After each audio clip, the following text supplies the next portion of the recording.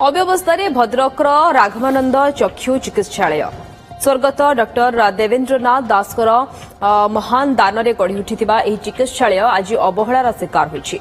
एठरे आवश्यक अनुसार डाक्तर नाहंती कि स्टाफ नाहंती, मेडिकल जंत्रपाति भी नष्ट हेबा सहित हॉस्पिटल परिसर असुरक्षित होई पड़िछि।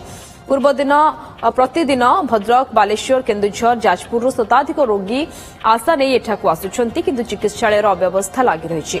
आवश्यक डाक्तर, स्टाफ नियुक्ति, भंगा घरर मरामती एवं आधुनिक चिकित्सा सुविधार पुनरुद्धार पई दाबी होइछि। एने जिला मुख्य चिकित्सा अधिकारी कहिसंती जे परिदर्शन करी समग्र परिस्थिति अनुध्यान कराजिबो। मु भाबुजी आज्ञा आगुरु जेपरी हॉस्पिटल टी चालुथला आई हॉस्पिटल टी एबे से प्रकार चालू ना सेटा दुखर विषय। एठी कोनोसी रेगुलर डॉक्टर नाहंती एवं एठी से प्रकार चिकित्सा पई जंत्रपाति नाही।